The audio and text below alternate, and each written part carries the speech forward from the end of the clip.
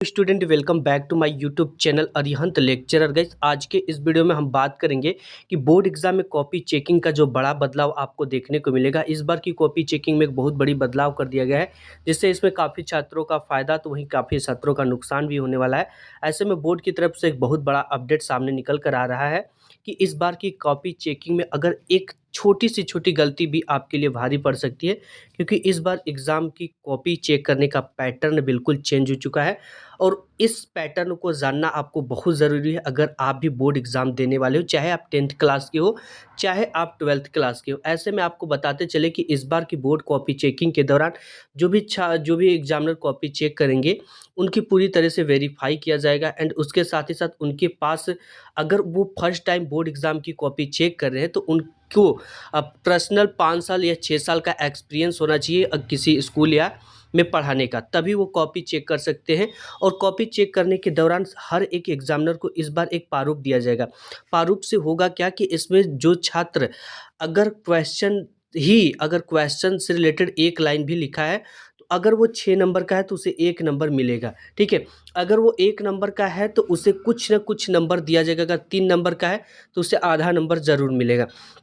ऐसे में कुछ छात्रों के लिए राहत भी है, लेकिन कुछ छात्र गलती करेंगे तो उसकी वजह से उनको नंबर कटना पड़ेगा, ठीक है, उनको परेशानियों का सामना करना पड़ेगा।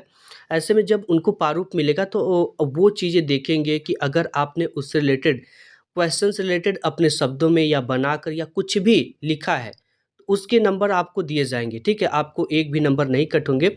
और इस बार जो है हैंडराइटिंग को लेकर एक बहुत बड़ा अपडेट सामने निकल कर आ रहा है कि ऐसे में बहुत सारे बच्चे ये कह रहे थे सर मेरी हैंडराइटिंग पुअर है तो एग्ज़ामिनर मुझे पूरा नंबर देगा कि नहीं? हैंडराइटिंग पे कितने, कब और कैसे नंबर कटते हैं? तो ये भी अपडेट निकल कर आ रहा है कि इस बार अगर आपने 2 से 3 पेज में सुंदर और वही प्रश्न किया जो आपको अच्छी तरीके से आ रहे थे और आपने हैंडराइटिंग साफ-सुथरी लिखी है, ठीक है, 2 से 3 पेज साफ-सुथरा होना चाहिए। हैंडराइटिंग बहुत ज़्यादा मैटर करता है।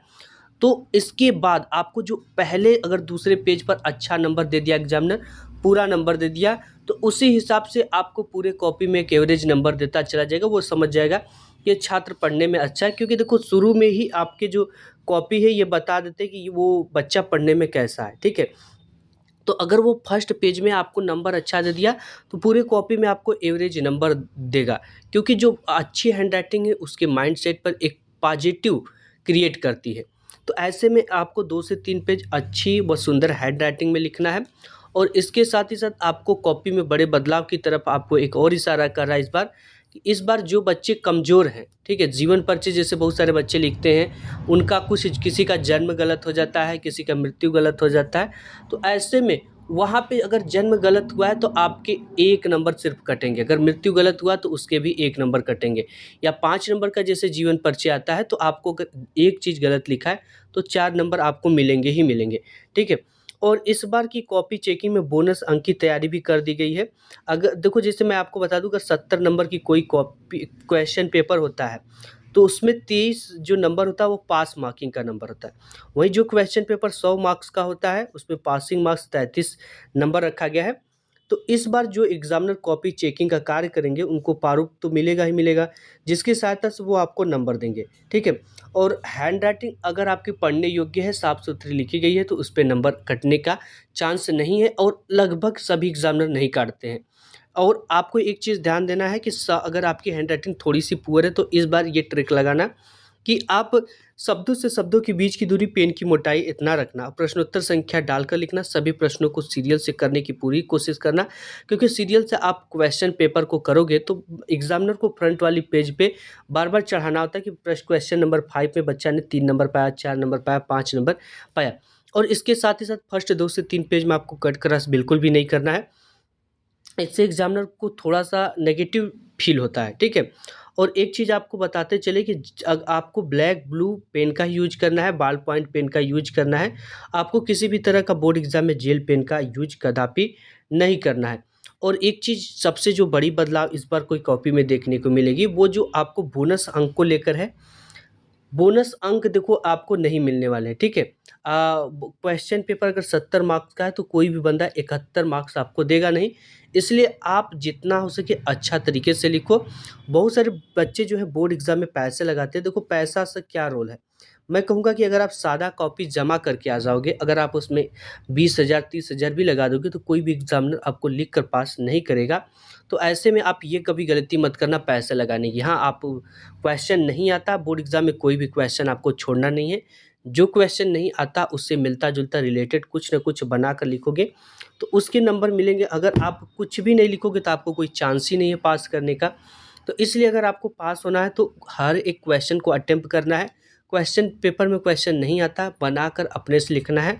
जितने भी खंड हैं सभी खंड को आपको नए पेज से शुरू करना है और हेडिंग वगैरह का काफ़ी ज़्यादा ध्यान देना है, ठीक है? और आपको एक चीज़ बताते चले कि क्वेश्चन पेपर में अगर कोई बच्चा कहता है कि सर मुझे पहला, दूसरा, तीसरा क्वेश्चन का आंसर नहीं पता तो हमें शुरुआत कहाँ से करना? आप तो कह रहे हो सीरियल से क्वेश्चन करने के लिए। मैं आपको बता दूँ अगर पहला, दूसरा क्वेश्चन नहीं आता तो उसके लिए आप जगह भी छोड़ सकते हो, ठीक है? कि जगह छोड़ दो कि इतने में इसको लिखेंगे तो बाद में आकर अस्थिर लिख देना दिमाग से। लेकिन अगर आप पहला, दूसरा क्वेश्चन जब भी कर रहे हो तो आपको ये चीज़ें ध्यान देना है कि आप उसके आंसर सटीक लिखे हो और जो क्वेश्चन पूछा गया वही आंसर लिखा गया हो। ये चीज़ें अगर आप पहला, दूसरा आपको अच्छी तरीके से नहीं पता, तीसरा पता है तो तीसरा को ही लिखो, ठीक है? चौथा पता है तो चौथा को ही लिखो, उसके बाद उसको लिखो, तो भी आपको एक अच्छे मार्क्स मिलेंगे, आपके एक भी नंबर नहीं कटेंगे, ठीक है? तो अब ये चीज़ें हो गया और आंसर शीट की जो प्रत्येक पेज है उस पे आपको रोल नंबर लिखना इस बार अनिवार्य कर दिया गया है। क्योंकि अगर आप आंसर रोल नंबर नहीं लिखोगे, अगर आपकी A copy, B copy, C copy गुम हो जाती है, खो जाती है, तो ऐसे में आपके रोल नंबर के माध्यम से आपका मिलान कर दिया जाएगा और कहीं-कहीं ऐसा होता है कि आपकी कॉपी की पेज फाड़ के दूसरे बच्चे की कॉपी पेज में लगा भी दिया जाता है।